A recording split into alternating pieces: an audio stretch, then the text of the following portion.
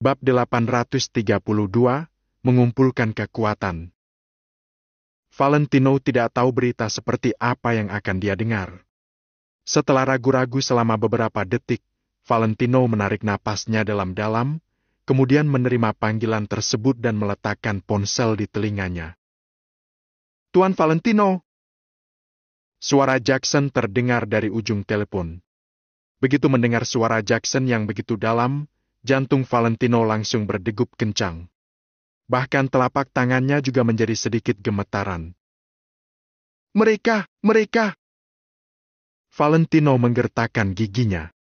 Dia ingin menanyakan keadaan mereka, tapi pertanyaan itu seakan tertahan di tenggorokannya dan tidak bisa keluar.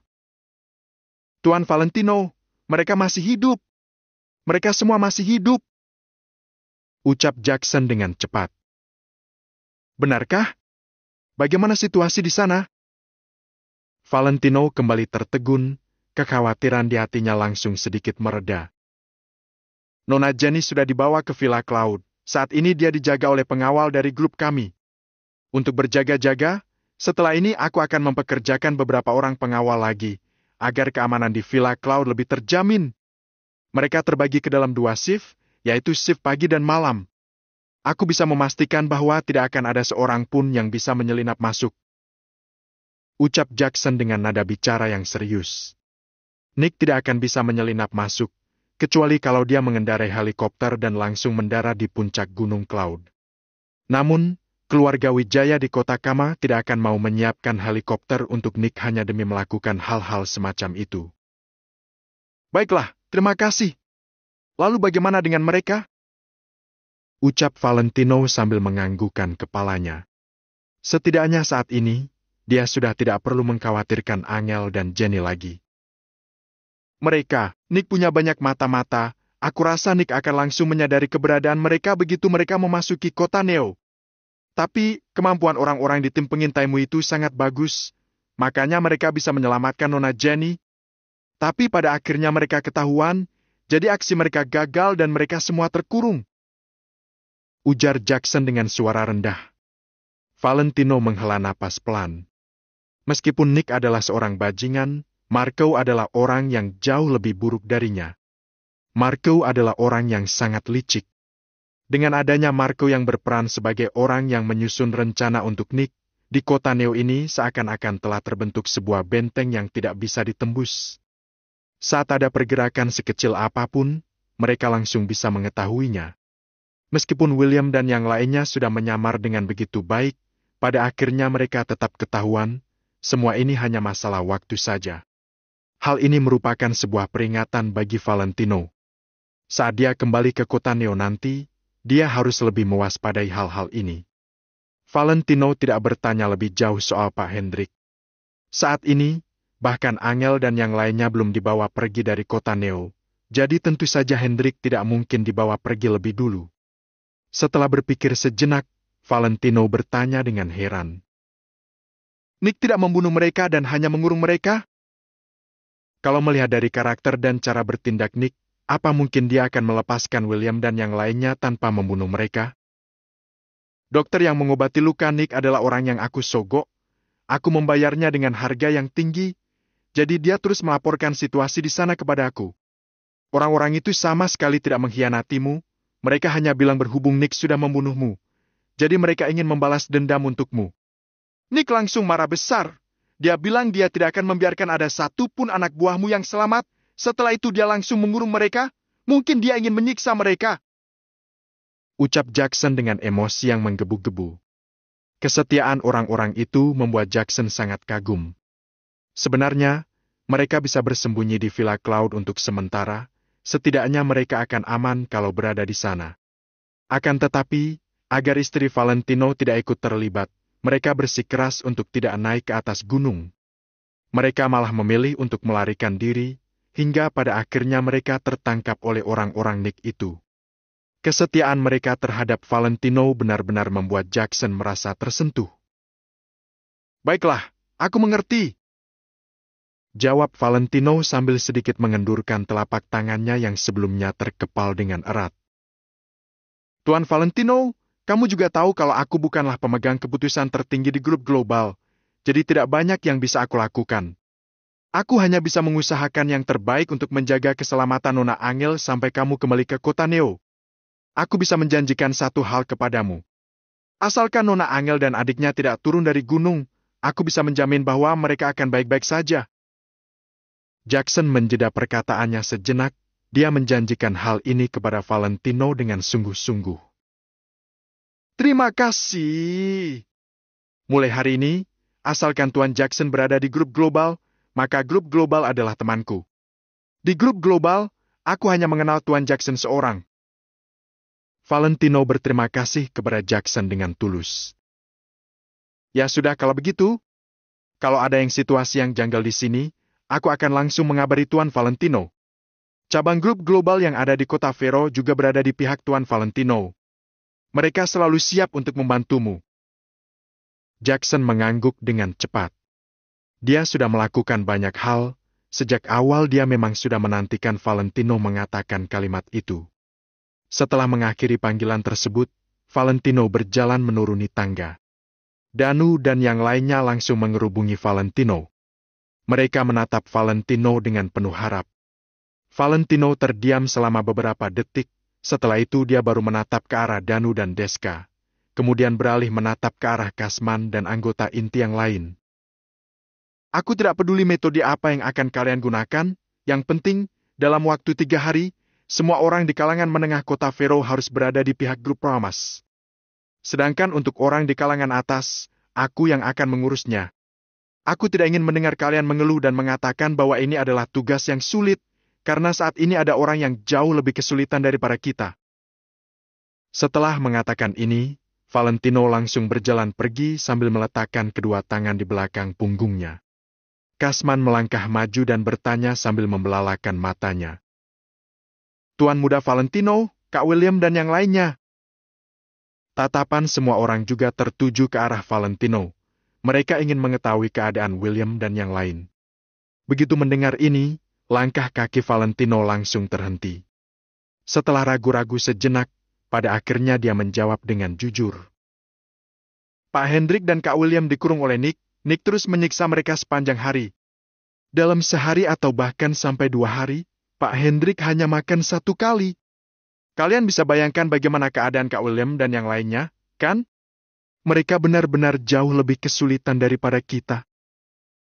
Setelah mengatakan ini, Valentino berjalan keluar, setelah itu dia masuk ke dalam mobilnya dan langsung melaju pergi.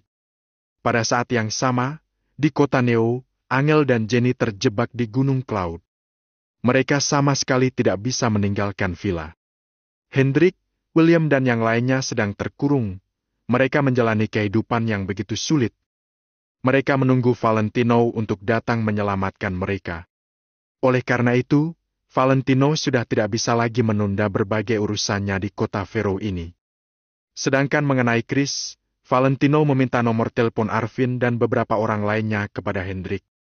Namun, Hendrik tidak mau memberikannya. Sampai saat ini, Hendrik masih belum 100% mempercayai anggota asosiasi Valentino Empire. Oleh karena itu, saat ini dia bertekad untuk tidak membiarkan Valentino menghubungi orang-orang itu secara langsung. Tidak masalah kalau keberadaan Hendrik terungkap, tapi keberadaan Valentino tidak boleh sampai terungkap. Kalau seandainya ada mata-mata di dalam asosiasi Valentino Empire, semuanya akan berantakan. Valentino bisa memahami maksud Hendrik, jadi Valentino tidak memaksanya. Jadi, hal yang bisa Valentino lakukan saat ini adalah menguasai kota Vero secepat mungkin. Begitu semua persiapannya selesai dilakukan, dia harus langsung kembali ke kota Neo untuk menyelamatkan Pak Hendrik dan yang lainnya. Beberapa menit setelah Volkswagen Centena milik Valentino meninggalkan tempat itu, Kasman dan yang lainnya langsung menarik napas dalam-dalam. Brengsek! Bajingan itu benar-benar tidak punya hati! Teriak Kasman dengan marah sambil menggertakkan giginya. Tidak ada gunanya marah-marah seperti ini. Lebih baik kita jalankan saja perintah Kak Valentino. Ucap Danu dengan suara rendah. Malam ini aku akan mulai mengumpulkan kekuatan. Deska sangat jarang berbicara. Setelah mengatakan kalimat ini, dia langsung mengajak yang lainnya untuk pergi. Semua orang langsung berjalan mengikuti Deska pergi dari tempat itu. Badai besar yang selama ini terhalang benar-benar akan bertiup di kota Fero mulai malam ini. Bab 833, Pikiran masing-masing. Tidak ada yang tahu di mana letak inti krisis ini, tidak ada yang tahu juga dari mana asalnya. Hanya satu yang diketahui, bahwa krisis ini bermunculan di mana-mana. Kali ini, Valentino tidak melakukan apapun di balik layar. Dia hanya memberi sebuah perintah saja, sisanya ditangani Danu seorang diri. Semenjak Danu menunggu orang itu pergi meninggalkan gudang, krisis ini mulai berembus dengan kencang. Seisi kota Fero, terutama di distrik Haven, semua orang dari kelas menengah ke bawah terdampak oleh krisis ini. Tidak peduli apakah itu pebisnis, ataupun orang-orang biasa, tidak satu pun terlepas dari dampaknya. Orang-orang dari kelas menengah ke bawah hanya punya dua pilihan saat menghadapi krisis yang mengerikan ini. Pilihan itu antara menyerah atau dicerai-beraikan. Krisis ini melahap banyak korban dengan cepat, sehingga membuat banyak orang tidak siap dan tidak tahu harus berbuat apa. Bahkan saat orang-orang yang berkuasa mulai bertindak pun, waktunya sudah terlambat. Jika ini adalah awal dari krisis, mereka mungkin masih bisa menahannya. Namun seiring berjalannya waktu, krisis ini semakin besar dan kuat, hingga mencapai tingkat yang sangat menakutkan. Orang-orang berkuasa di kota Fero juga tidak berani mengajukan diri menjadi sosok pemimpin di tengah krisis ini. Padahal, dibutuhkan kerja sama orang-orang berkuasa untuk bisa meredakan krisis ini. Dalam waktu semalam saja, krisis ini sudah menyapu bersih orang-orang kelas menengah ke bawah di kota Fero. Meskipun demikian, krisis ini tetap ada dan menggila. Tidak ada yang tahu kapan krisis ini berhenti. Siapa yang mampu menghentikan krisis ini? Tidak ada yang tahu jawabannya. Satu hal yang bisa diketahui, bahwa krisis ini memberi dampak yang besar. Meski demikian, krisis ini masih memiliki batasan. Mereka yang statusnya berada di lingkup teratas masih belum tersentuh olehnya. Itulah mengapa mereka belum menemukan alasan genting yang mengharuskan mereka untuk sama-sama bergandengan tangan melawan krisis ini. Sementara di rumah, Valentino tetap mendengarkan butir-butir informasi dari masyarakat. Sama seperti di zaman kuno, di mana tentara memberi laporan kemenangan kepada panglima atau raja, begitu pula dengan anak buah Danu yang melapor kepada Valentino. Valentino tidak terkejut akan hal ini. Kekuatan grup global cabang kota Fero tidak biasa-biasa saja. Bahkan jika dibandingkan dengan keluarga Lowell, grup global berada jauh di atasnya. Jangankan cabang kota Fero, kekuatan grup global ini tidak hanya besar di satu kota saja. Di tempat manapun yang secara tidak langsung terpengaruh oleh grup global, melakukan hal seperti saat ini Valentino memicu krisis bukanlah sesuatu yang sulit. Kota Fero sekali lagi menjadi kacau hanya karena satu nama, Lano. Dengan keadaan kota Fero seperti ini, Valentino bisa melakukan apapun sesuka hatinya. Keheningan menerpa malam itu. Keesokan harinya, krisis di kota Fero ini tidak terlihat memudar. Bahkan setelah hari berganti, malah semakin dahsyat dampaknya. Banyak sekali orang-orang berkuasa yang menganggap krisis ini sudah tidak bisa dibendung lagi. Sementara itu, grup Pramas, nama yang sebelumnya tidak pernah terdengar, akhirnya tertanam di benak banyak orang. Tak terhitung jumlah orang di kota Fero yang menebak-nebak dan menjadi khawatir. Mereka menebak-nebak apa tindakan selanjutnya dari grup Pramas. Mereka pun mengkhawatirkan, apakah mereka target grup Pramas yang selanjutnya? Pada saat kota Fero dilanda kekacauan, keluarga Wijaya dari kota Kama sekali lagi mengadakan rapat. Terdapat belasan orang yang duduk di dalam ruang rapat yang megah dan penuh dekorasi itu. 6 orang dari perkumpulan tetua, keluarga Wijaya, dan keluarga cabang, jika ditambah mencapai belasan orang jumlahnya. Di dalam ruang rapat, Timothy dan Pablo duduk bersebelahan. Belakangan ini, sesudah Timothy mendapatkan kekuasaan di keluarga Wijaya, status Pablo secara alami ikut terangkat. Timothy sengaja melakukan hal ini agar tindakannya menyentuh banyak orang. Tindakan ini sebagai isyarat bahwa mereka yang bekerja di bawahnya akan mendapatkan kekuasaan sekaligus upaya untuk menarik lebih banyak orang bekerja untuknya. Dalam kurun waktu beberapa bulan saja, Timothy berhasil memegang banyak kendali atas keluarga cabang keluarga Wijaya dari kota Kamar. Rapat hari ini diadakan bukan demi membahas Nick yang diserang oleh pembunuh bayaran. Meskipun Nick adalah anggota muda dari keluarga Wijaya, dia hanya anggota keluarga cabang saja. Statusnya tidak cukup berharga untuk perlu dirapatkan oleh semua orang. Rapat ini adalah rapat rutin bulanan perkumpulan tetua keluarga Wijaya. Timothy, kamu pasti tahu tentang kasus anakku, Nick, diserang pembunuh bayaran di kota Neo. Jadi menurutku, bukankah kita perlu mengerahkan beberapa orang untuk menjaga Nick? Seorang pria paruh baya berdiri dan langsung menanyakan pendapat Timothy. Ayah Nick langsung bertanya pada Timothy meski tahu ada orang lain yang seharusnya paling pertama bertanya. Dapat dilihat dengan jelas seberapa tinggi posisi Timothy di dalam keluarga Wijaya. Paman tenang saja, aku sudah mengatur orang untuk menjaganya. Selain itu, aku masih akan memilih beberapa tentara terbaik dari daftar tentara milik keluarga Wijaya untuk melindungi Nick dari mara bahaya. Balas Timothy. Bagus. Bagus. Ayah Nick mengangguk puas. Orang lain memandang ayah Nick dengan iri, bisa mendapatkan perlindungan tentara terbaik dari daftar tentara milik keluarga Wijaya berarti Nick dianggap sangat penting. Keputusan mengikuti Timothy Wijaya memang sebuah keputusan yang sangat bijaksana.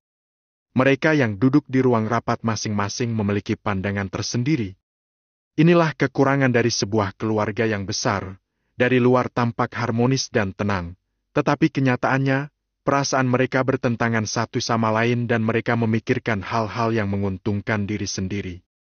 Bagi mereka, apa yang disebut-sebut sebagai kasih dalam keluarga sama sekali tidak berarti. Di dunia yang sebenarnya, mana yang lebih berharga, perasaan atau kekayaan? Dari keenam tetua, ada dua yang melirik satu sama lain, salah satu dari mereka kemudian bangkit berdiri. Apa yang sebenarnya Nick lakukan di kota Neo? Kenapa tidak ada satupun kabar tentangnya? Tanya tetua itu.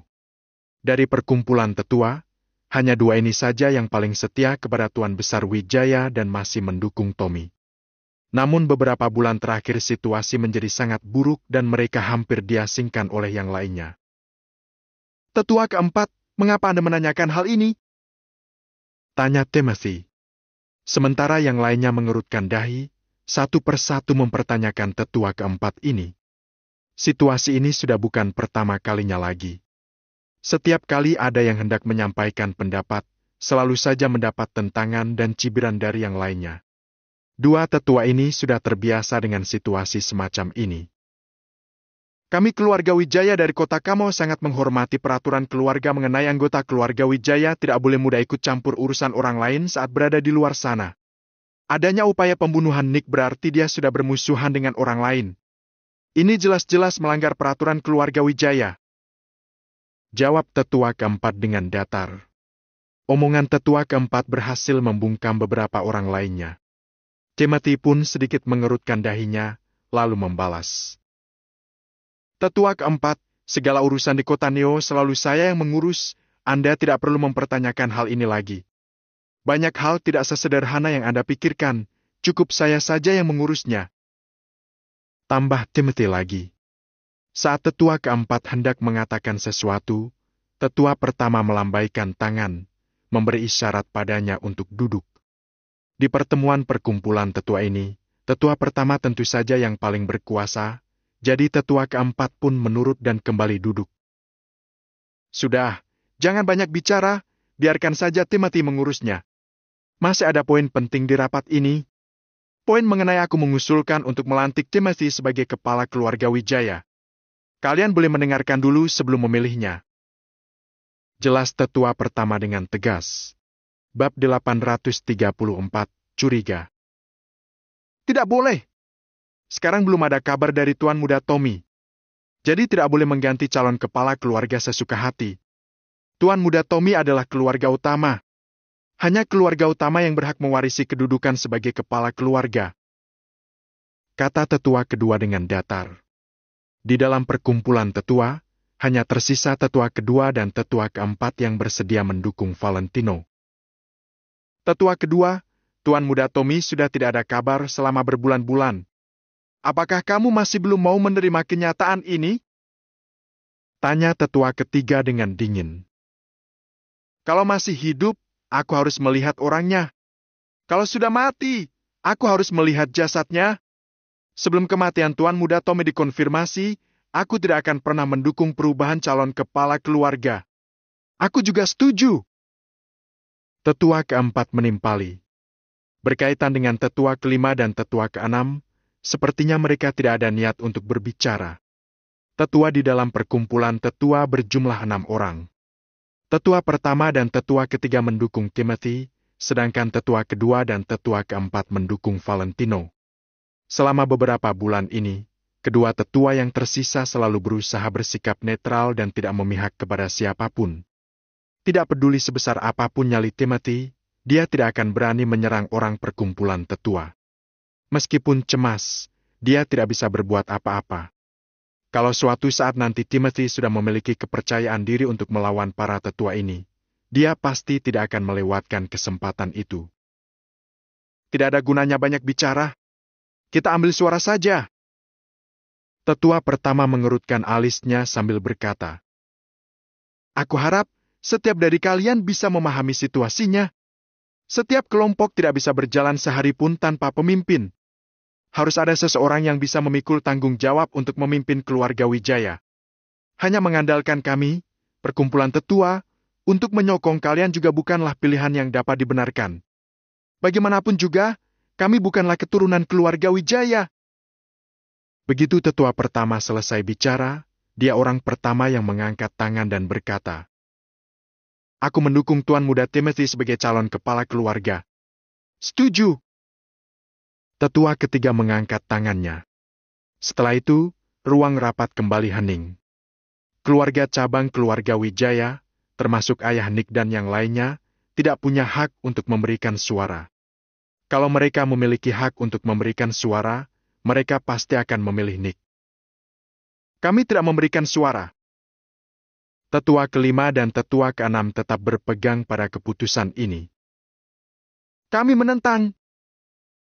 Tetua kedua dan tetua keempat kembali menyuarakan tanggapan yang menentang.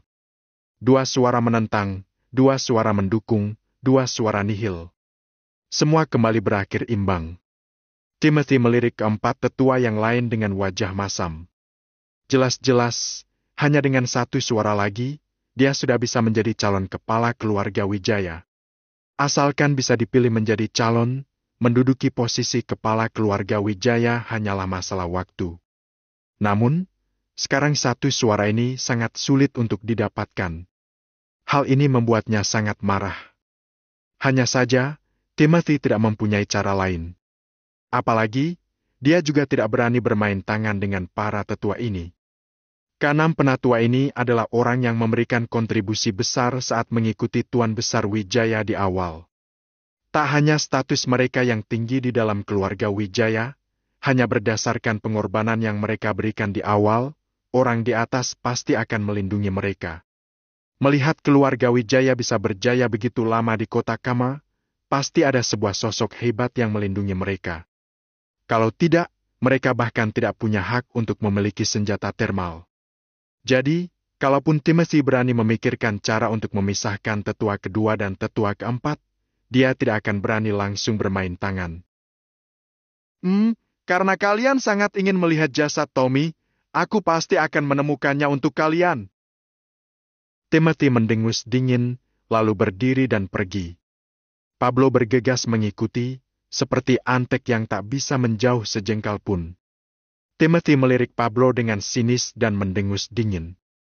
Pablo hanya tahu makan dan minum, dia tidak memiliki kemampuan sama sekali.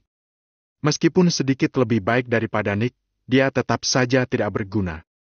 Namun, justru karena alasan inilah Timothy merasa tenang untuk membiarkannya berada di dalam keluarga Wijaya. Kalau tidak, dia juga akan mengutus Pablo ke kota lain dan membiarkannya berkembang sendiri. "Timothy! Berhenti!" Sesaat mereka berdua beranjak keluar dari ruang rapat, terdengar sebuah suara yang marah. Timothy mengerutkan alis sambil menatap ke arah datangnya suara. Terlihat Caroline yang mengenakan pakaian hitam, berjalan menghampiri Timothy dengan ekspresi datar. Awalnya, Caroline sangat menyukai pakaian berwarna merah muda, tapi setelah mengetahui kematian Valentino, dia tidak pernah mengenakan pakaian berwarna merah muda lagi. Caroline hanya mengenakan pakaian berwarna putih atau hitam. Hal ini membuat para pelayan keluarga Wijaya merasa sangat sedih. Caroline tidak punya hak untuk mengikuti rapat yang diadakan perkumpulan tetua. Jadi, dia menunggu sangat lama di luar. Begitu melihat Caroline yang datang, Timothy semakin mengerutkan alisnya. Tatapan matanya terlihat tidak sabaran.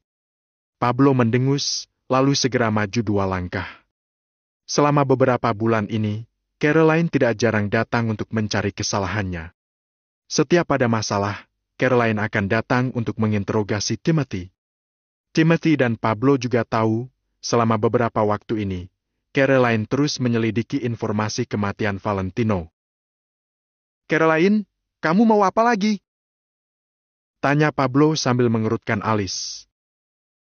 "Kalian yang melakukannya. Masalah Kak Tommy, pasti kalian yang melakukannya." Caroline menatap Timothy dengan tajam. Lingkaran dan kantong matanya yang hitam terlihat sangat mengerikan.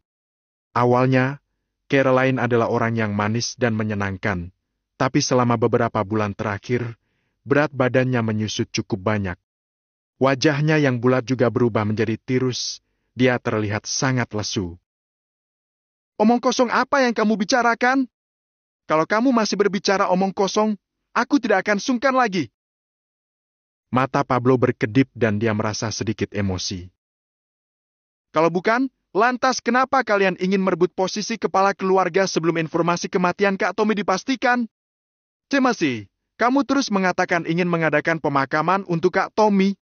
Apakah kamu tidak sabar untuk membunuh Kak Tommy?" Semakin membicarakannya, Caroline semakin marah. Matanya yang jernih juga melotot lebar. "Lancang!" Pablo melangkah maju dan menampar wajah Caroline. Klak! Terdengar suara tamparan yang keras. Wajah Caroline meninggalkan bekas tamparan berwarna merah.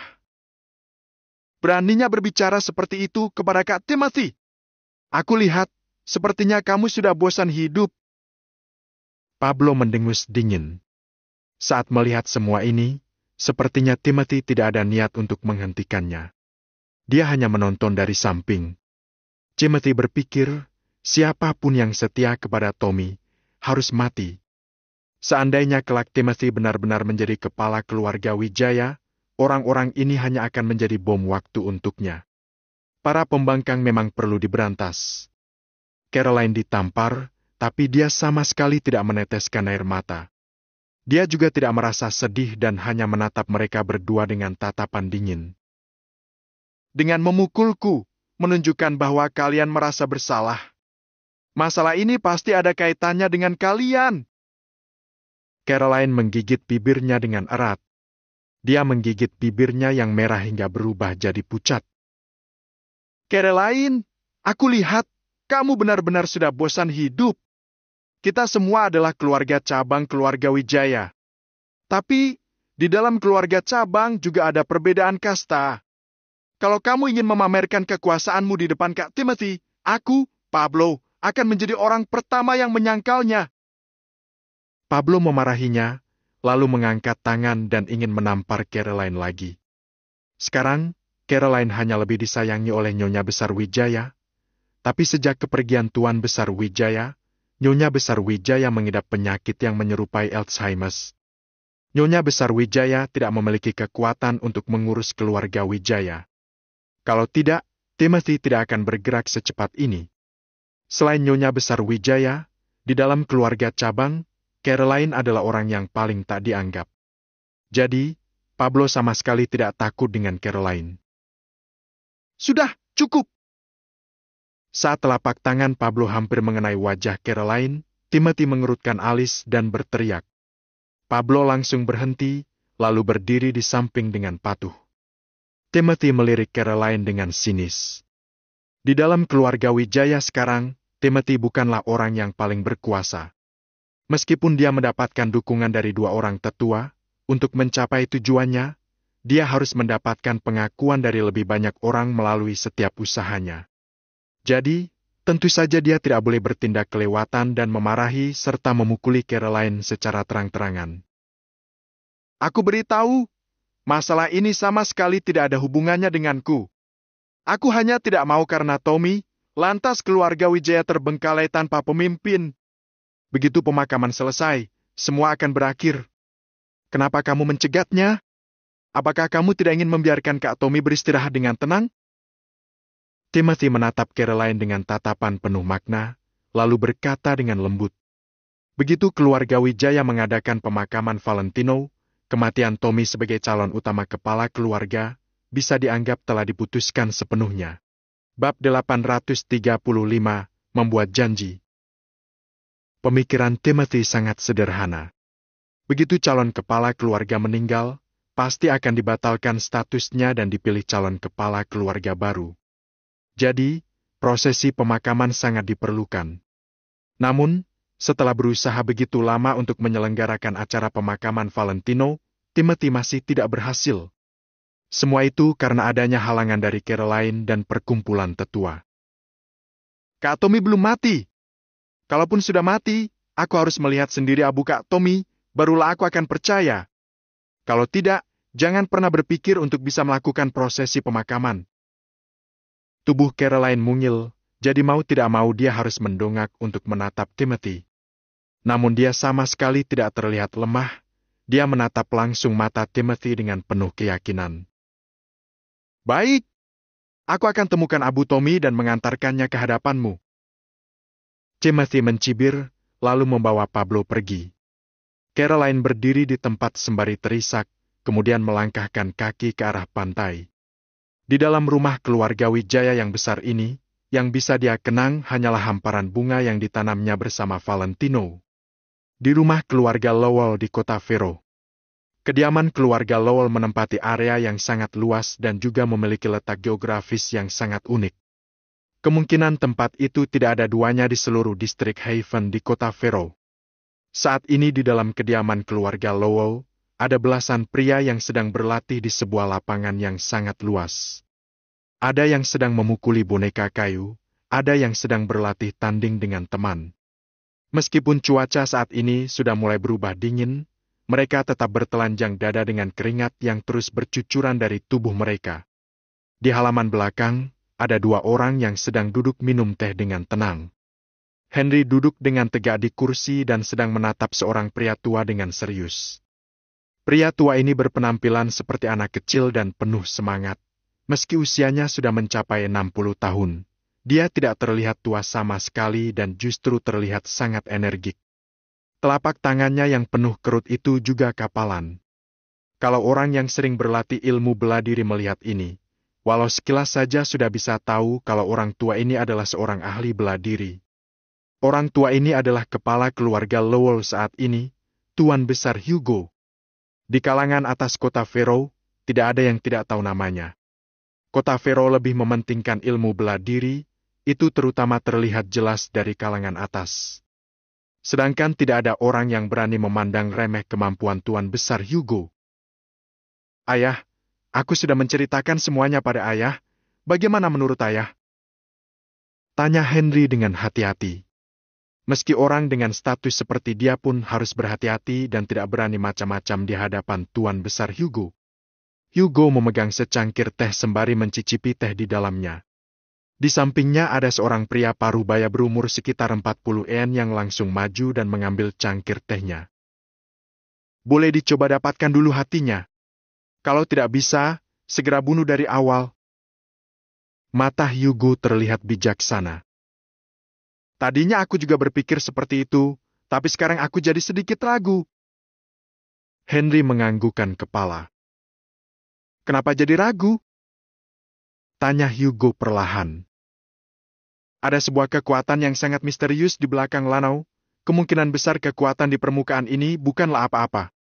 Kekuatan misterius itu barulah kartu andalan Lanau. Aku takut kalau kita gagal menjatuhkan Lanau, Lanau akan menaruh dendam pada keluarga Lo. Henry mengutarakan kekhawatirannya. Hugo mengangguk dengan puas, dia berkata dengan sorot mata penuh pujian. Pemikiranmu sangat bagus, di belakang Lanau memang ada sebuah kartu andalan. Kartu andalan ini adalah cabang grup global di kota Vero. Apa? Henry terpana, ternyata grup global? Pantas saja grup Yamandar sama sekali tidak bisa melawan Lanau. Pantas saja Lanau bisa menelan hampir setengah kalangan menengah di kota Vero dalam waktu semalam. Dengan adanya bantuan dari pihak sebesar grup global, akan sulit bagi Lanau untuk jatuh. Betul sekali, memang grup global. Lanau ini menarik juga. Ayah jadi teringat kalau di kota Neo ada seorang Valentino Wijaya, sedangkan di kota Vero ada seorang Lanau Wijaya. Apakah di antara keduanya ini ada hubungan? Hugo memikirkan dengan saksama di dalam hatinya. Valentino membuat kota Neo jadi tidak tenang, seluruh kota Neo bergejolak tanpa henti. Badai yang bertiup di kota Vero saat ini sangat mirip dengan gejolak waktu itu di kota Neo. Ditambah lagi tindakan Lanau ini sangat mirip dengan cara kerja Valentino. Orang lain mungkin tidak tahu, tapi Hugo tahu jelas siapa yang memulai badai di kota Vero saat ini. Bahkan badai di kota Vero saat ini jauh lebih ganas dan menakutkan dibanding gejolak kota Neo waktu itu. Mendengar kata-kata Hugo, Henry juga terpana. Dia tidak pernah berpikir ke arah itu sebelumnya. Ayah, maksud ayah? Henry merasa kaget dan bingung. Di kota Neo ada seorang Valentino Wijaya, lalu kota Vero kedatangan seorang Lanau Wijaya. Sesuatu terjadi pada Valentino di kota Neo dan hingga saat ini belum ada kabar. Lalu tiba-tiba muncul seorang Lanau di kota Vero ini. Sungguh menarik. Mata Hugo berkedip penuh arti. Ayah sedang mencurigai sesuatu? Henry sudah bisa menebak, tapi dia tetap bertanya. Ayah tidak mencurigai apapun, tidak peduli apakah ada hubungan antara Valentino dan Lanau. Ayah tidak ingin mencurigai apapun. Hugo justru tersenyum. Henry tercengang beberapa detik. Tadinya dia masih berencana untuk menyelidiki identitas Lanau. Kalau begitu mengenai Lanau dan Valentino, apa kita tidak akan menyelidikinya lagi? Henry tetap bertanya. Untuk apa diselidiki? Tidak perlu menyia-nyiakan sumber daya tenaga dan benda untuk hal yang tidak berguna seperti itu. Mata Hugo berkilat penuh kecerdasan. Hugo kemudian melanjutkan. Ayah tidak peduli apa identitasnya, selama di kota Vero ini, dia adalah Lanau. Kita bisa menganggap Lanau sebagai teman baru. Mengenai masalah di kota Neo, ataupun Valentino di kota Neo itu, sama sekali tidak ada hubungannya dengan kita. Kita hanya mau berteman dengan Lanau, apa kamu mengerti? Kata Hugo sembari menatap Henry dengan penuh maksud. Henry terdiam selama 1 menit, kemudian tersadar. Dia akhirnya paham dengan usaha dan pandangan jauh dari ayahnya. Mereka tidak perlu memedulikan hal lain, mereka hanya perlu menjaga hubungan baik dengan Lanau. Baguslah kalau kamu sudah mengerti. Buatlah janji dengannya malam ini, ayah ingin bertemu dengannya. Ayah ingin lihat seberapa hebatnya Lanau ini. Apakah sepadan kalau keluarga Lowell berteman dengannya? Kata Hugo perlahan. Ayah, kalau begitu mungkin harus Arka yang melakukannya, karena aku juga belum pernah berhubungan dengan Lanau. Kalau mengundangnya tiba-tiba seperti ini akan terasa kurang sopan. Jawab Henry setelah berpikir sejenak. Boleh. Hugo menganggukkan kepala. Bab 836, Persiapan yang lama. Di kota Neo. Demi menunjukkan kebaikannya pada bawahan, Timothy benar-benar mengutus banyak prajurit keluarga Wijaya ke kota Neo untuk melindungi Nick. Dari awal sudah ada belasan prajurit keluarga Wijaya di samping Nick, sekarang setelah datang ratusan prajurit, masalah keamanan Nick menjadi semakin terjamin. Bahkan kali ini yang datang bukan hanya prajurit keluarga Wijaya, tapi juga 2 orang ahli bela diri dengan kemampuan tarung di urutan 10 teratas keluarga Wijaya. 2 orang ini adalah ahli bela diri yang sebenarnya, konon mereka adalah pewaris asli dari ilmu bela diri negara Nagon. Setiap dari mereka memiliki kemampuan yang menakjubkan dan bisa dengan mudah menaklukkan belasan prajurit keluarga Wijaya. Dengan adanya perlindungan dari orang-orang ini, Nick semakin percaya diri. Tuan Marco, aku ingin keluar dari rumah sakit sekarang juga, kata Nick pada Marco. Tuan muda Nick, untuk sementara ini masih belum bisa. Luka di lenganmu masih perlu diobati, ditambah bengkak di area itu masih belum mereda. Tuan ketiga hanya punya kamu sebagai putranya, kamu terluka di bagian itu, hal ini tidak bisa dianggap enteng. Bujuk Marco. Alat reproduksi Nick terluka, kalau sampai ada apa-apa, maka cabang keluarga Nick ini tidak akan punya keturunan. Mendengar kata-kata Marco, Nick juga tidak berani gegabah. Sekarang ini aku sudah tidak sabar ingin pulang menyiksa William dan yang lain. Beraninya dia mencoba untuk membunuhku. Nick mendengus lalu lanjut bertanya. Bagaimana keadaan mereka? Tuan muda Nick, 20 orang itu sudah ditangkap semua. Kemarin malam ada 1 orang yang demam tinggi dan ada juga yang pingsan karena kehilangan banyak darah. Lapor Marco. Bagus sekali. Itulah yang aku inginkan. Jangan sampai mereka mati. Siksa mereka perlahan-lahan. Setelah aku puas menyiksa mereka, barulah aku akan membunuh mereka satu persatu di hadapan mereka. Bukankah mereka memiliki persahabatan yang mendalam? Aku ingin mereka melihat sendiri bagaimana orang di samping mereka mati mengenaskan. Hahaha. Semakin bicara, Nick semakin senang. Dia lalu tertawa terbahak-bahak sehingga tanpa sadar lukanya tertarik. Akhirnya dia hanya bisa menarik napas karena kesakitan. Tuan muda Nick, aku mengerti. Marco mengangguk. Oh ya, satu lagi, asalkan mereka bersedia mengatakan kalau Tommy adalah sampah tak berguna, mereka boleh dilepas. Siapapun yang bisa mengatakan ini, maka dia yang akan dilepas. Aku ingin lihat seberapa setianya mereka itu. Hahaha. Nick kembali tertawa terbahak-bahak. Dia ingin menggunakan segala cara untuk menyiksa William dan yang lain sehingga mereka berinisiatif mengatakan kalau Tommy adalah sampah tak berguna. Tuan muda Nick, kamu tenang saja, aku akan menjaga mereka baik-baik. Aku sudah mempersiapkan semua peralatan penyiksaan yang diperlukan. Alat-alat ini jauh lebih mengerikan dari milik keluarga Wijaya. Orang normal tidak akan bisa menanggungnya. Marco tersenyum keji. Bagus. Bagus sekali. Nick mengangguk puas. Tuan muda Nick, waktu itu Hendrik juga menahanku. Jadi aku berpikir, bisakah sekalian membiarkan dia merasakan siksaan itu? Tanya Marco dengan perlahan. Bagaimanapun juga Hendrik pernah menolong Nick saat Nick masih kecil, jadi Marco masih harus menanyakan pendapatnya. Terserah kamu, yang penting jangan sampai mati. Nick melambaikan tangan, dia sama sekali tidak memedulikan hal ini. Baik, aku paham. Marco sangat senang ketika mendengar ini. Oh ya, bagaimana dengan Angel? Tanya Nick dengan kedua alis bertaut. Mereka tidak turun gunung, ditambah lagi grup global kembali mengutus hampir 100 ahli untuk melindungi Villa Cloud. Kalaupun saat ini kita menerobos Gunung Cloud secara paksa, itu tetap bukan hal yang mudah.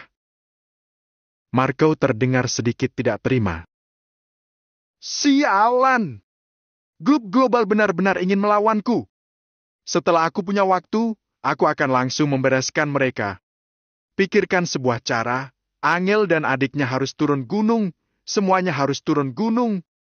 Gunakan segala cara untuk mendesak mereka turun gunung. Mata Nick berkilat keji. Dia harus mendapatkan Angel dan adiknya. Siap, dan aku yang ngurus. Marco kembali mengiyakan. 1 hari berlalu dengan cepat. Dalam waktu 1 hari itu, kota Fero tidaklah tenang. Kejadian di kota Neo sebelumnya kembali terulang di kota Fero. Bahkan kali ini lebih ganas dan gila dibandingkan saat di kota Neo. Deska sangat tegas. Dia menelan semua kekuatan dunia hitam dan putih secara paksa, ada juga yang dibubarkan. Danu mengumpulkan semua jaringan intelijen yang ada untuk menggali informasi yang semakin berbobot. Terkadang sebuah informasi internal sudah bisa menentukan nasib sebuah perusahaan.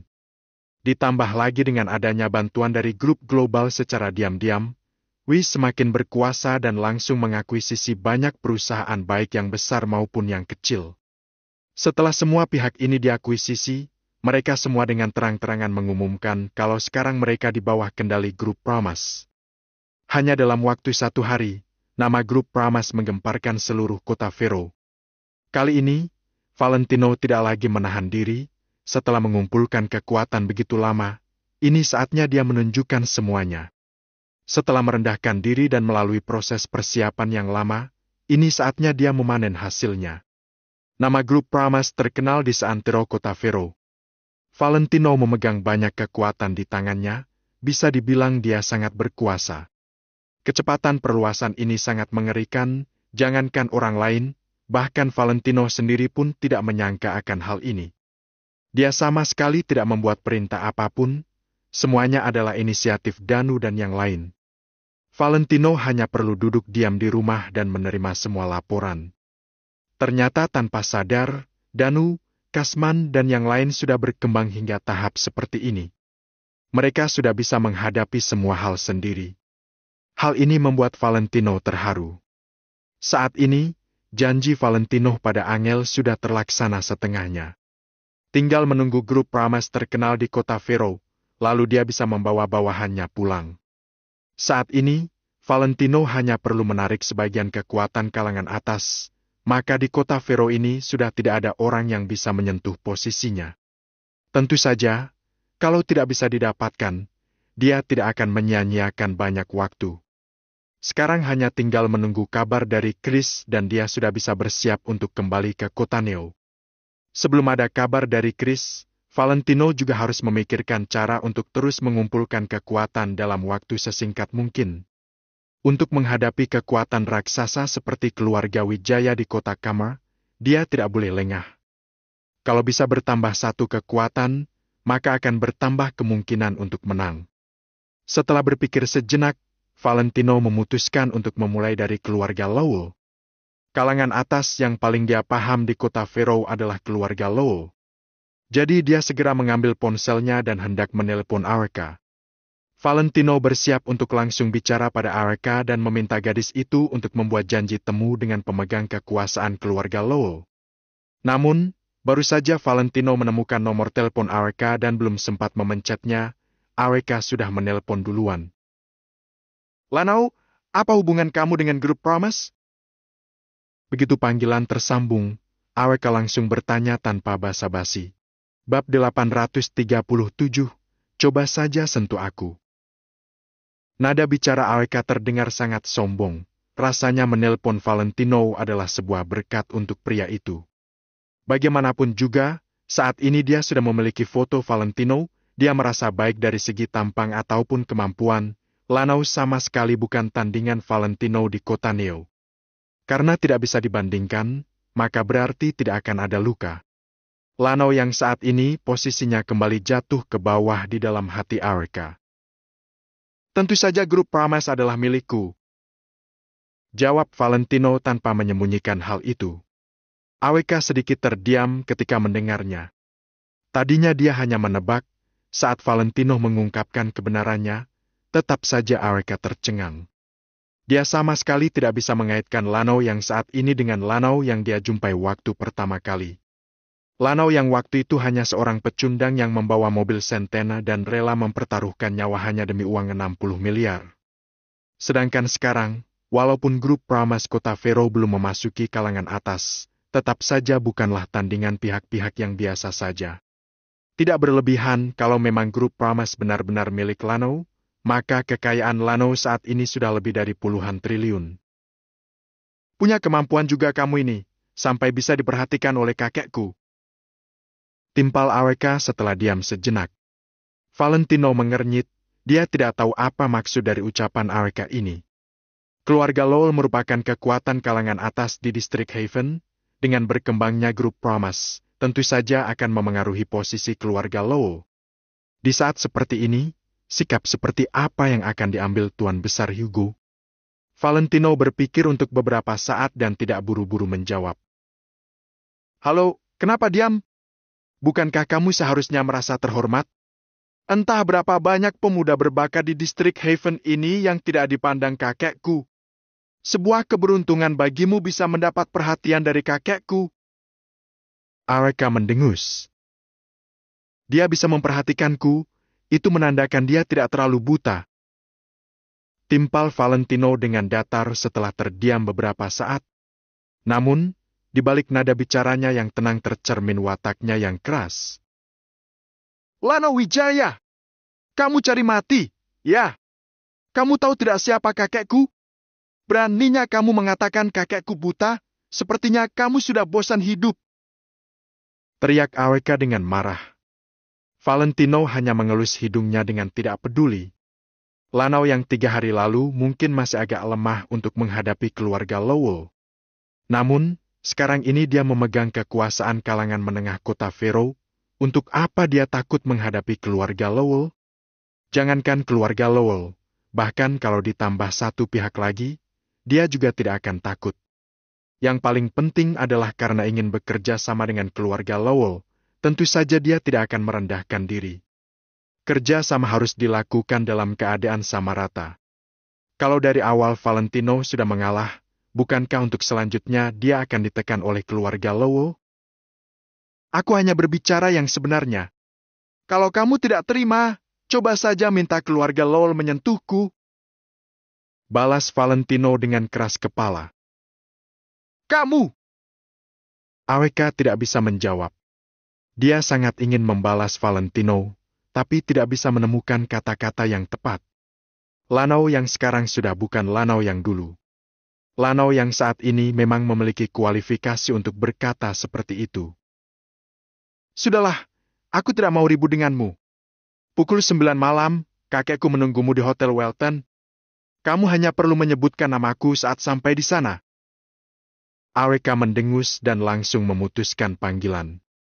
Valentino juga meletakkan ponselnya, kedua tangannya terkepal. Meski dia yang saat ini belum bisa selevel dengan keluarga Lowell, dia sudah mendekati posisi itu.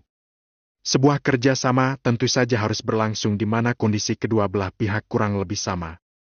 Kalau tidak, pihak yang lebih lemah hanya akan diperintah terus-menerus. Jadi, Valentino yang saat ini tidak boleh bersikap lemah di hadapan keluarga Lowell. Walaupun keluarga Lowell tahu kalau grup Pramas adalah miliknya, mereka juga tidak mengetahui sudah sekuat apa grup Pramas saat ini. Semakin mereka tidak bisa mengetahui kebenarannya, semakin mudah bagi Valentino membalikkan keadaan. Pukul 8.5 malam, di Hotel Welton. Valentino mengemudikan Centena dan tiba tepat waktu. Sebenarnya Hotel Welton tidak terlalu terkenal di distrik Haven.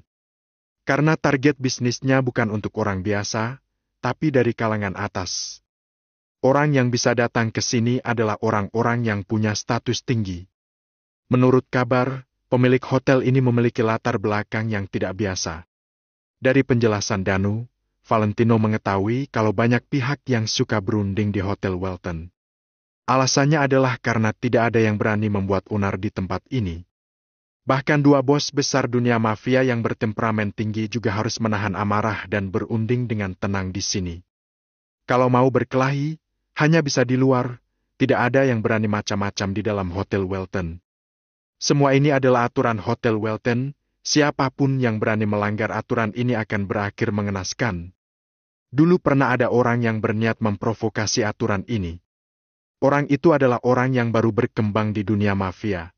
Menurut kabar burung, dia memiliki 300 anak buah. Alhasil, dalam satu malam, kekuatan itu lenyap dari kota Vero. Setelah beberapa lama, barulah ada orang yang menemukan mayat bos dari kekuatan itu di pinggir pantai. Sejak saat itu, tidak ada lagi yang berani membuat onar di Hotel Welton. Hotel Welton memiliki 20 lantai, terlihat sangat megah dan mewah dari luar.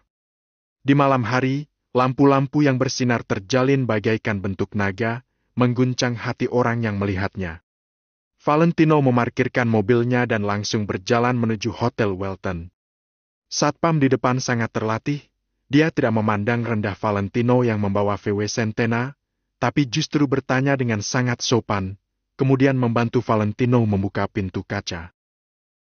Terima kasih. Valentino mengucapkan terima kasih lalu berjalan masuk ke dalam hotel. Dia tidak membawa siapapun, dia datang seorang diri untuk memenuhi undangan. Dia masih belum tahu bagaimana sikap yang akan diambil keluarga Lowell. Tuan, selamat datang di Hotel Welton. Apakah Anda sudah ada janji? Melihat Valentino masuk, dengan segera seorang wanita menyambutnya. Aku mencari Alka Lowell. Valentino mengangguk. Temannya Nona Alka? Wanita penyambut tamu tercengang sejenak lalu menoleh ke arah meja resepsionis. Seorang kasir di meja resepsionis juga mendengar kata-kata Valentino dan langsung berlari mendekat. Tuan, apakah Anda adalah teman Nona Alka Lowell? Setelah kasir itu datang bertanya, si penyambut tamu langsung minggir. Valentino mengangguk, sepertinya Alka sudah memberitahu mereka. Boleh tahu siapa nama Anda? Tanya kasir itu sekali lagi. Lano Wijaya. Jawab Valentino. Mendengar jawaban Valentino, kasir itu tercengang sejenak, lalu mengamati Valentino dari atas ke bawah. Dia tidak asing dengan nama Lano Wijaya, manajer resepsionis sudah berpesan sebelumnya. Maaf, Tuan, Anda tidak bisa masuk. Ujar kasir itu dengan perlahan sembari menarik pandangannya. Bab 838, bermohonlah padaku. Valentino sedikit terkejut mendengarnya. Kenapa tidak boleh masuk? Nona Alka bilang teman-temannya semua sangat tampan, tapi Anda. Ucap kasir di meja depan dengan agak malu. Dia juga sangat malu mengatakan hal seperti itu, tapi dia tidak ada pilihan. Ucapan ini adalah pesan dari atasannya. Valentino melirik kasir itu. Sedetik kemudian, dia langsung mengerti apa yang sedang terjadi. Apakah Alka sengaja mempersulit dirinya? Valentino menyentuh topeng palsu yang terpasang di wajahnya, lalu berkata dengan tenang. Burung yang sama harus berkumpul di dahan yang sama, dong. Padahal dia sendiri jelek begitu, kenapa dia ngotot mau berteman sama pria-pria tampan? Kalau tidak, coba Anda telepon Nona Alka saja. Jawab kasir itu dengan suara kecil. Valentino merenung selama beberapa detik, kemudian mengeluarkan ponselnya. Walau dia tahu bahwa Alka sengaja mempersulit dirinya, saat ini dia tidak punya pilihan selain mengikuti keinginannya. Halo, siapa? Ya? Begitu panggilan terhubung, suara Alka yang angkuh langsung terdengar. Aku lagi di lobi lantai pertama Hotel Welton. Jawab Valentino dengan datar. Ngapain kamu di sana? Cepat pesan ruangan VIP di lantai paling atas. Ucap Alka dengan nada serius. Valentino terdiam selama beberapa detik sebelum berkata. Kamu bicara dulu sama mereka tidak kasih aku masuk. Hahaha, kamu tidak dikasih masuk? Lano, bukannya kemarin kamu bilang kamu itu seekor serigala yang hebat? Apalagi, ya?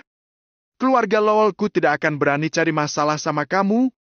Padahal kamu sehebat itu, tapi mau masuk hotel saja tidak diizinkan? Balas Alka sambil tertawa. Dia tidak berniat jahat, dia hanya ingin menekan kesombongan Valentino. Kalau kamu menunda diskusiku sama Tuan Besar Hugo lebih lama lagi, jabatanmu akan dicabut. Ucap Valentino sambil sedikit mengernyit. Cih, boleh-boleh saja kalau kamu mau masuk, tapi kamu harus panggil aku ke Alka dan bermohon padaku dulu, baru aku akan mengizinkanmu naik. Kata Alka dengan angkuh.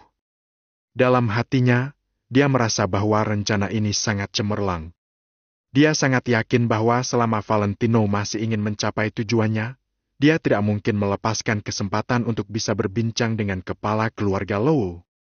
Jadi, dia sengaja memanfaatkan hal ini untuk menekan Valentino. Boleh-boleh saja kalau kamu mau masuk, tapi kamu harus bermohon padaku dulu. Kalau Alka berhasil membuat Valentino menunduk kepadanya, kedepannya Valentino tidak akan berani bersikap sombong padanya lagi. Alka sedang bermimpi di siang bolong, dia jelas-jelas terlalu optimis. Aku, Lano Wijaya, mungkin saja akan 1-2 kali meminta bantuan dari orang lain, Tapi aku tidak akan pernah meminta bantuan dari keluarga Lowellmu itu. Toh kalian tidak mau berdiskusi, aku tutup saja teleponnya. Setelah Valentino berkata demikian, dia langsung mengakhiri panggilan dan berbalik untuk pergi. Trik murahan semacam ini benar-benar mencoreng harga diri Valentino. Aduh, Tuan, tolong tunggu sebentar.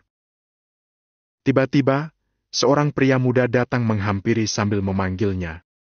Mendengar panggilan itu, Valentino agak mengernyit, tapi tetap menghentikan langkah kakinya. Di sisi lain, AWK yang berada di ruangan lantai teratas juga meletakkan ponselnya dengan agak kesal. Memangnya menundukkan kepalanya itu sesulit itu? Orang lain semuanya bisa. Kenapa dia tidak bisa? Memangnya kenapa kalau seorang pria membungkuk ke wanita? Vincent juga seorang pria. Tapi sudah berapa kali dia menundukkan kepalanya di hadapanku? Gumam AWK dengan jengkel sambil mengertakkan gigi putihnya. Hugo yang duduk di depannya dan Henry yang duduk di sebelahnya saling memandang dan menggelengkan kepala mereka dengan tidak berdaya. AWK, jangan main trik begituan sama Lano. Sekarang dia sudah termasuk orang ternama. Henry pun berusaha menghibur. Memang benar, boleh saja seorang pria membungkuk. Tapi ada beberapa orang yang dari awal sampai akhir hayat mereka tidak pernah sudi menunduk ke orang lain. Kalau tidak, mana mungkin ada idiom sampai mati pun tidak akan tunduk. Dia benar-benar tidak berdaya menghadapi AWK si gadis emosian itu. Hai NPH! Kalau begitu, bengkokkan saja punggungnya sampai patah. Jawab AWK dengan marah. Segala hal pasti punya sisi yang berbeda-beda, tidak bisa semuanya sesuai logika. Jawab Henry. Cih, keluarga kita diakui sebagai keluarga paling top di distrik Haven.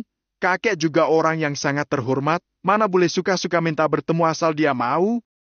Bahkan kalau kakek bersedia memberinya kesempatan, setidaknya dia harus datang baik-baik, dong. Masa sikapnya arogan begitu? Apalagi dia pamer kekuasaan terus. Makanya, menurutku dia harus belajar mengontrol emosinya dulu sebelum bertemu kakek. Sambil berbicara, AWK mengulurkan tangannya dan mengambil camilan. Jadi, apa solusimu?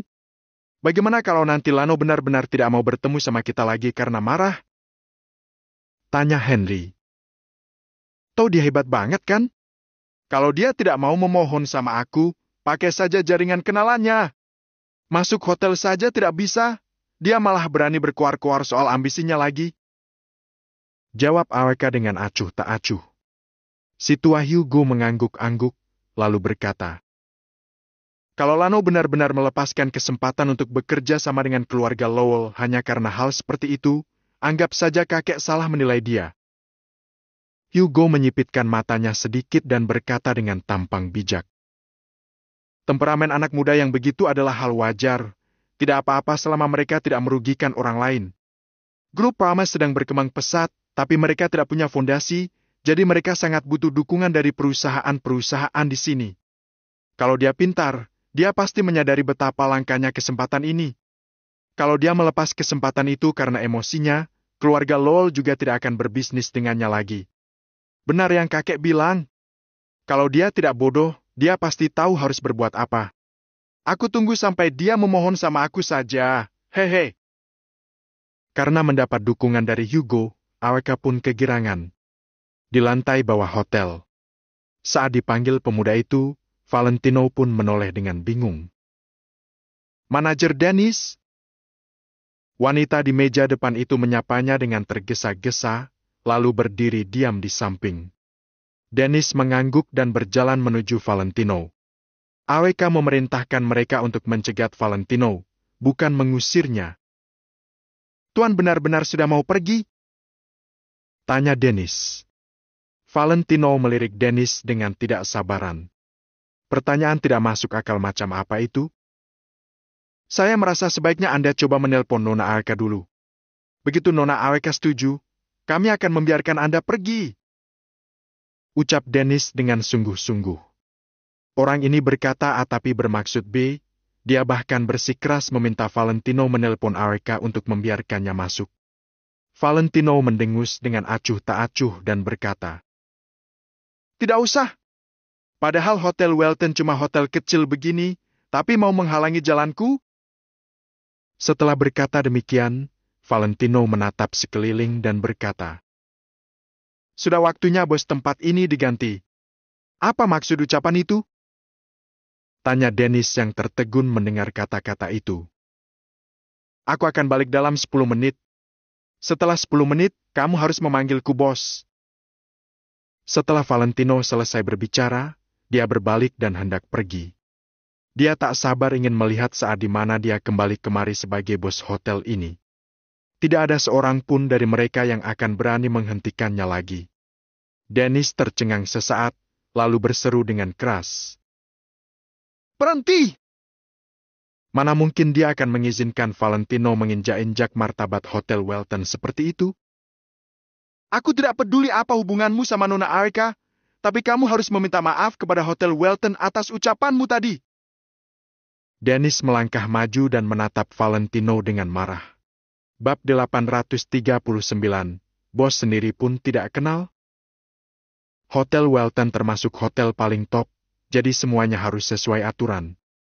Gila sekali rasanya kalau Valentino bisa langsung mengganti kepemilikan Hotel Welton hanya dengan satu kalimat.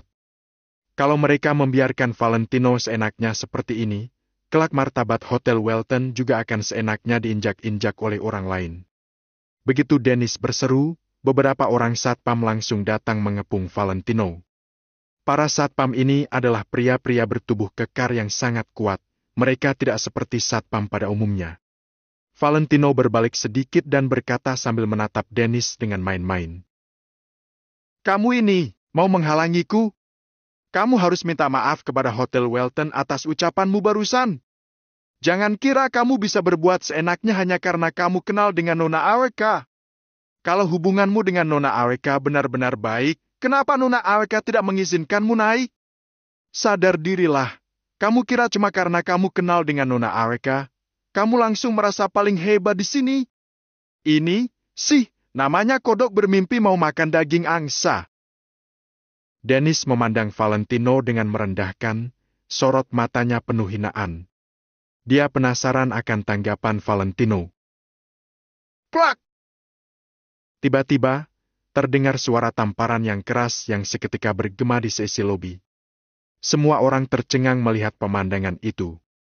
Dennis memegang wajahnya dan tubuhnya membeku. Tadi dia menunggu Valentino meminta maaf, kenapa yang dia dapat malah tamparan dari Valentino? "Memangnya siapa kamu sampai berani bicara begitu dengan seorang Lano Wijaya?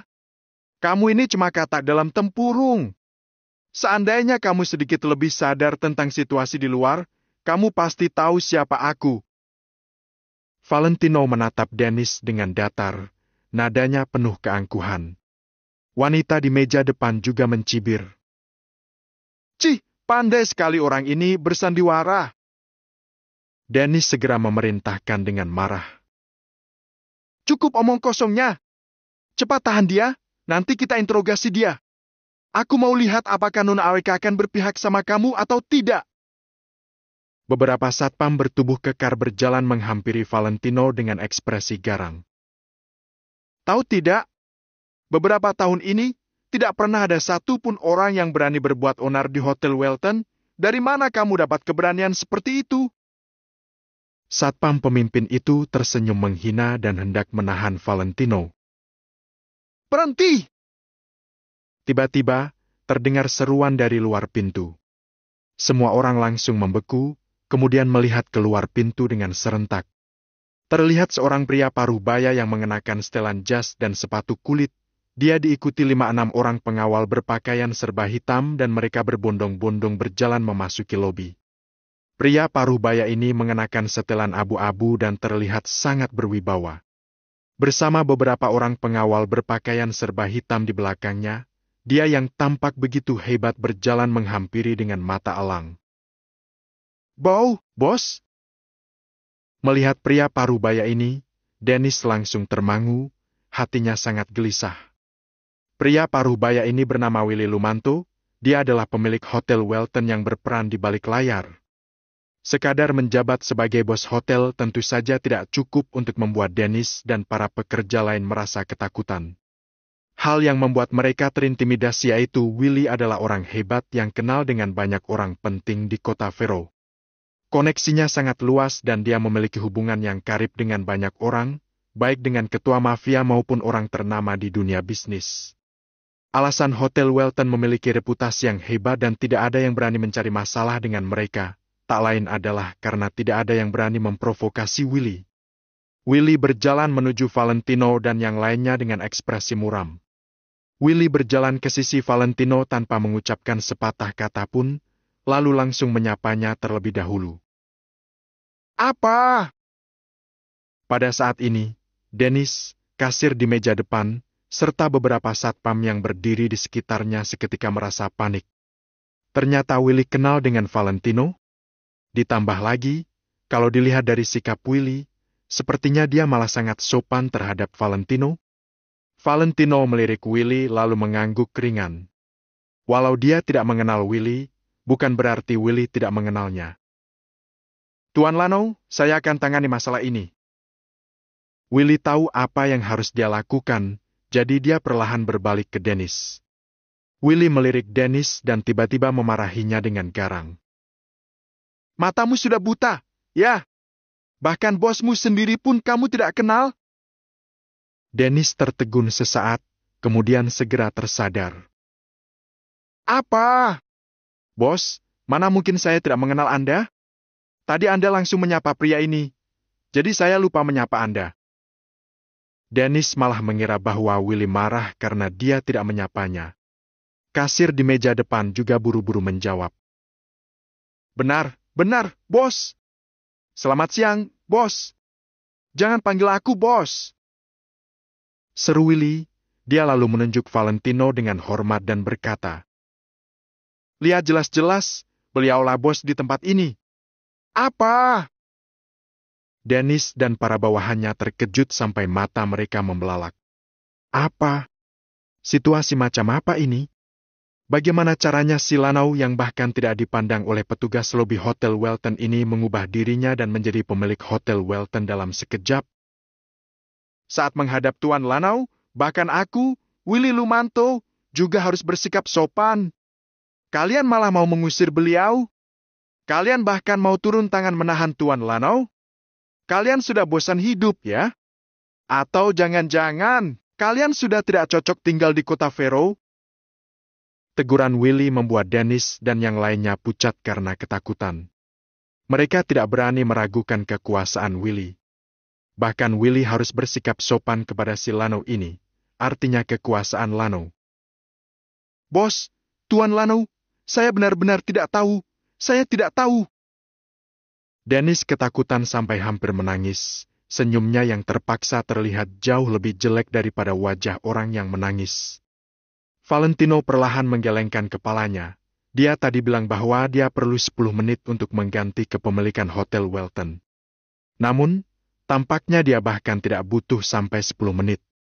Willy sama sekali tidak mendengarkan penjelasan Dennis. Dia menoleh dan memandang Valentino dengan sopan, lalu bertanya, "Tuan Lano, bagaimana kita bereskan masalah ini?"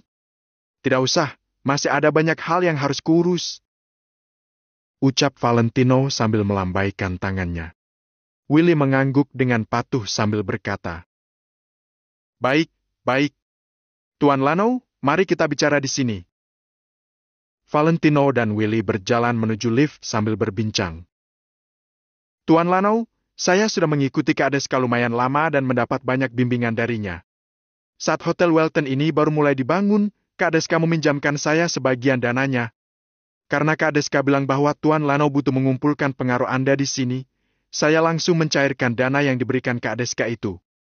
Pemilik Hotel Welton adalah grup Promise, jadi Andalah bos di sini." Sambil berjalan, Willy menjelaskan ini itu kepada Valentino secara terperinci. Valentino hanya mengangguk, dia sebenarnya tidak begitu memedulikan perihal ini. Dia hanya perlu tahu bahwa bisnis grup Promise benar-benar sudah tak terhitung banyaknya. Itu saja sudah cukup. "Aku ada janji dengan keluarga Lowell, aku naik dulu," ucap Valentino sambil mengangguk. Dia lalu hendak memasuki lift. Tentu saja Willy ingin mengantarkan Valentino secara pribadi, tapi Valentino menolak. Pro! Pro! Willy tidak berani menentang niat Valentino. Dia pun segera menepuk tangannya 2 kali. Saat Dennis datang, Willy membisikkan beberapa patah kata kepada Dennis. Jangan khawatir, Pak Willy. Saya pasti akan bertanggung jawab atas masalah ini. Setelah berkata demikian, Dennis buru-buru berjalan menjauh.